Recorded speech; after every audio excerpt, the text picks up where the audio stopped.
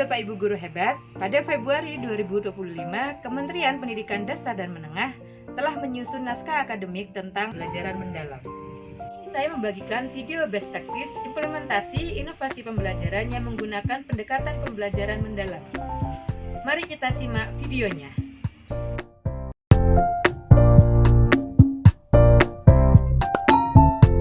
Pembelajaran mendalam merupakan suatu pendekatan yang menekankan pada penciptaan suasana belajar dan proses pembelajaran yang berkesadaran atau mindful, bermakna atau meaningful, menggembirakan atau joyful, melalui olah pikir, olah hati, olah rasa, dan olahraga secara holistik dan terpadu. Sebagaimana yang saya kutip, pembelajaran mendalam dari naskah akademik yang dikeluarkan oleh Kementerian Pendidikan Dasar dan Menengah pada tahun 2025, terdapat 4 kerangka dalam pembelajaran mendalam, yaitu dimensi profil lulusan yang memiliki 8 dimensi, kemudian ada prinsip pembelajaran, pengalaman belajar, serta kerangka pembelajaran.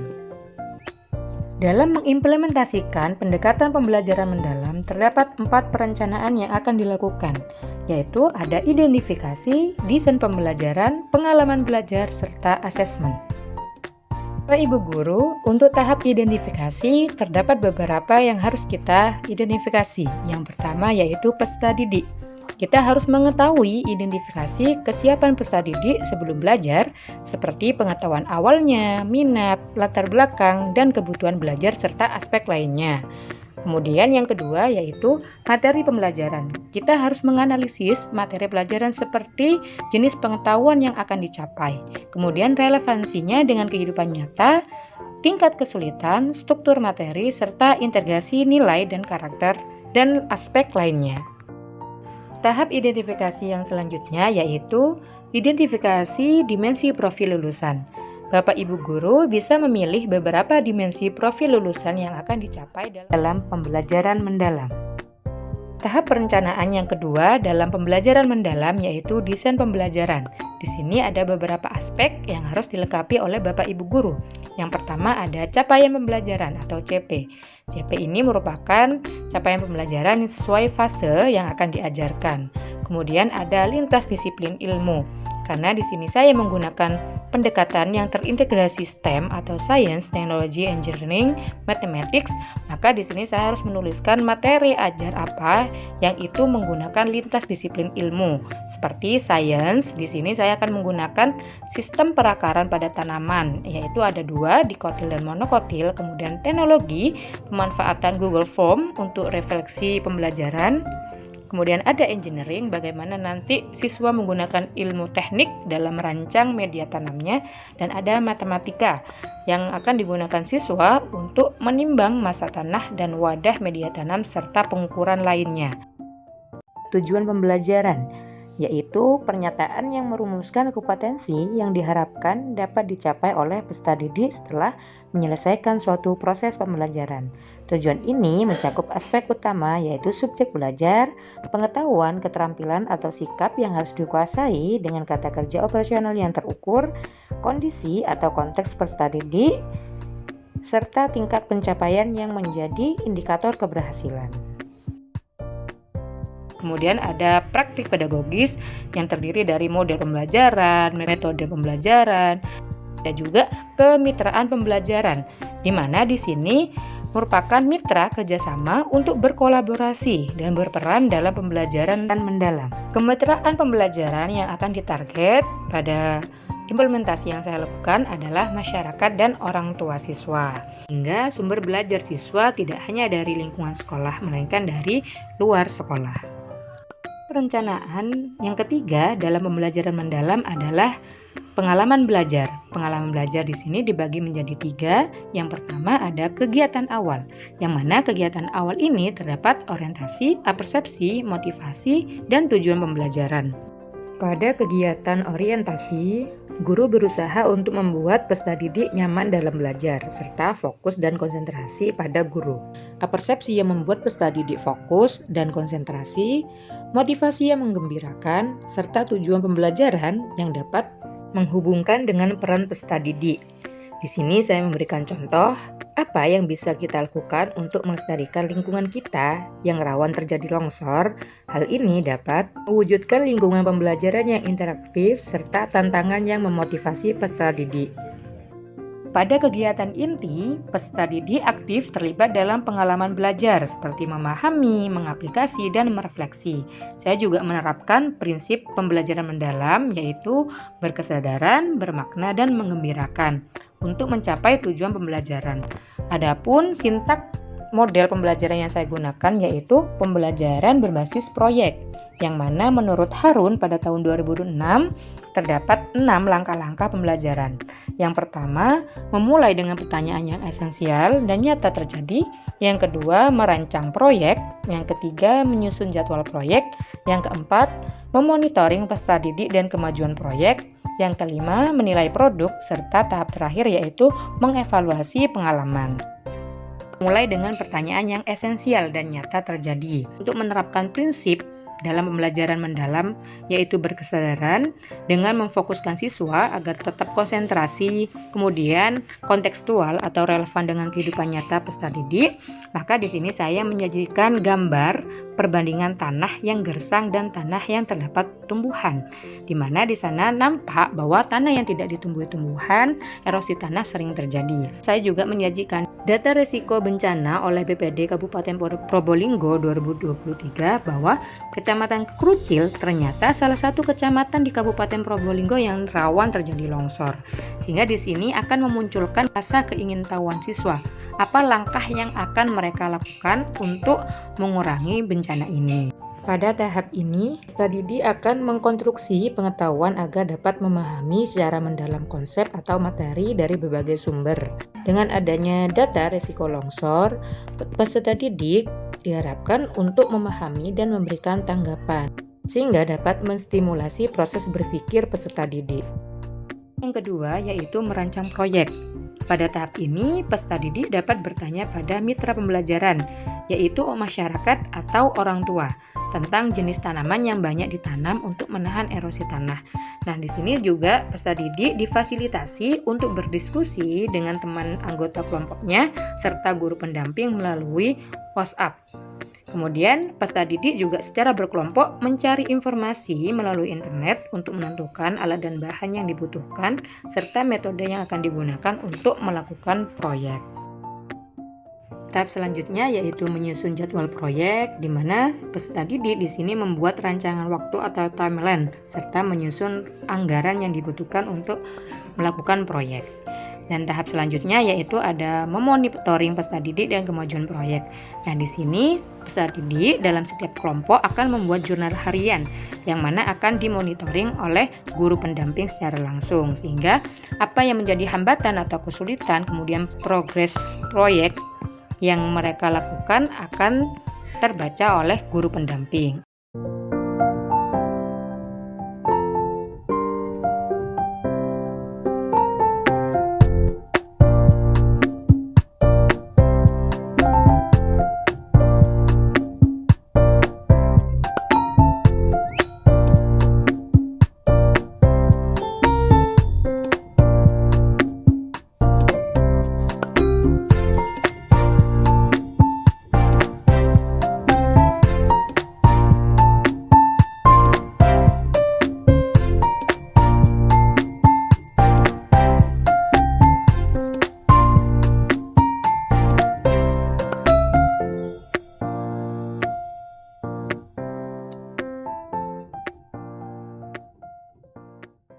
Pada tahap menilai produk, setiap kelompok akan mempresentasikan produk yang dibuat dan guru akan menilai produk proyek sesuai dengan rubrik yang sudah disediakan.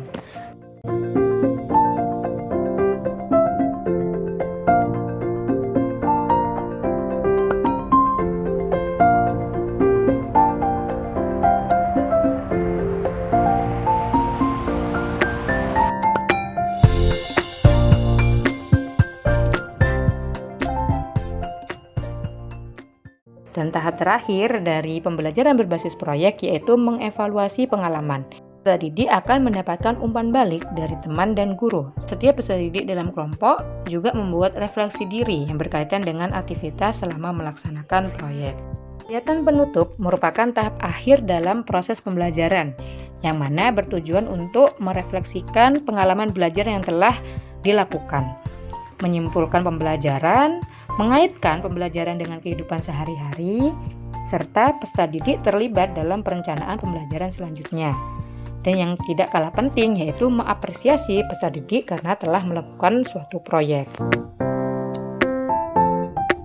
Mana kesan-pesanmu setelah melakukan proyek akhir IPAS? Yang saya dan teman-teman rasakan saat melakukan proyek, senang bisa mengerjakan bersama teman-teman. Saya merasa senang dan seru karena bisa mencoba hal baru. Saya merasa senang, sangat menantang karena bisa mencoba hal baru. Dan kesan saya setelah melakukan proyek IPAS, saya merasa senang dan dapat mengembangkan keterampilan juga kemampuan baru.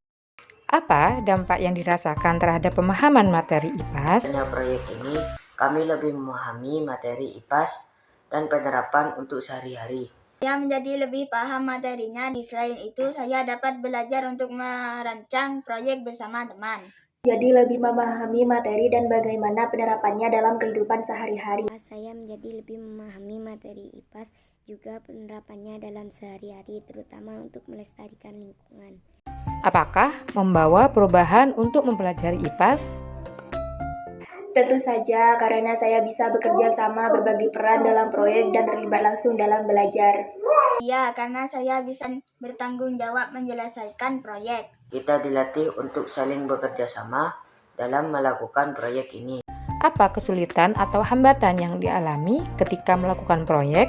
Kesulitannya melakukan komunikasi dengan teman-teman melalui WA. Karena terkadang tidak ada yang membalas. Hambatan yang saya dan teman-teman rasakan, pertamanya adalah belum bisa paham untuk pembuatan.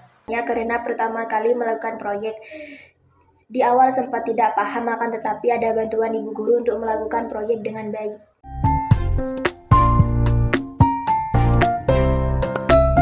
Bagaimana pesan dan kesan Bapak Ibu setelah anak-anak melakukan proyek akhir IPAS? Sangat bangga dan sangat merasa senang karena dengan adanya melakukan proyek akhir IPAS ini, anak saya jadi tahu tentang cara pembuatan es.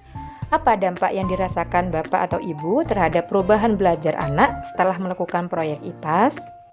Ananda Ega bisa belajar bertanggung jawab terhadap tugasnya dan dapat bekerja sama bersama teman-temannya dan bisa memiliki motivasi untuk saling bekerja sama bersama teman-temannya. Bagaimana peran Bapak Ibu dalam mendukung proyek anak-anak? Saya hanya membantu mempersiapkan bahan-bahan dan saya hanya membantu memberikan arahan, dan selebihnya anak-anak belajar sendiri bagaimana caranya agar pembuatan es ini hasilnya bisa memuaskan. Apa harapan Bapak Ibu selanjutnya? Apakah pembelajaran berbasis proyek yang terintegrasi STEM dan pendekatan pembelajaran mendalam ini tetap dilanjutkan? Harapan saya adanya proyek ini, Ananda Ega beserta teman-temannya bisa melakukan hal-hal seperti ini lagi, karena ini kegiatan positif yang bisa ide yang bisa membuat anak-anak untuk mengulanginya lagi tanpa arahan dan bantuan dari orang tua, karena setelah ini anak-anak bisa di waktu senggang bisa membuatnya sendiri. Terima kasih. Dapat disimpulkan bahwa keterkaitan sintak pembelajaran berbasis proyek yang terintegrasi STEM dan pendekatan pembelajaran mendalam atau PM dapat diperoleh sebagai berikut. Langkah pertama dan langkah yang kedua dari pembelajaran berbasis proyek akan memberikan pengalaman belajar pada peserta didik pada tahap memahami, yaitu pada tahap awal peserta didik untuk aktif mengkonstruksi pengetahuan agar dapat memahami secara mendalam konsep atau materi dari berbagai sumber. Dan di sini integrasi STEM juga terjadi, yaitu pada saat merancang proyek, siswa juga mengintegrasikan beberapa disiplin ilmu yang terdiri dari sains, teknologi, teknik, serta ada matematika. Dan pada tahap ketiga, tahap keempat, serta tahap kelima dari pembelajaran berbasis proyek akan memberikan pengalaman belajar pada peserta didik pada tahap mengaplikasi, yaitu pengalaman belajar yang menunjukkan aktivitas peserta didik mengaplikasi pengetahuan dalam kehidupan secara kontekstual. Dan untuk tahap yang terakhir dari pembelajaran berbasis proyek, yaitu mengevaluasi pengalaman, akan memberikan pengalaman belajar pada peserta didik dengan mengevaluasi dan memaknai proses serta hasil dari tindakan atau praktik nyata yang telah peserta didik lakukan. Nah, tahap refleksi ini juga melibatkan regulasi diri sebagai kemampuan individu dari peserta didik untuk mengelola proses belajarnya secara mandiri. Dan tentunya keseluruhan langkah-langkah pembelajaran berbasis proyek dan pengintegrasian STEM ini menerapkan prinsip pembelajaran mendalam, yaitu berkesadaran, bermakna, dan menggembirakan. Tahap terakhir dari perencanaan implementasi pembelajaran mendalam yaitu asesmen. Di sini Bapak Ibu guru dapat melakukan 3 asesmen, yaitu pada awal pembelajaran, proses pembelajaran, dan akhir pembelajaran. Semoga video best practice ini dapat bermanfaat dan menginspirasi Bapak Ibu guru hebat. Semangat untuk terus berinovasi. Salam guru hebat. Wassalamualaikum warahmatullahi wabarakatuh.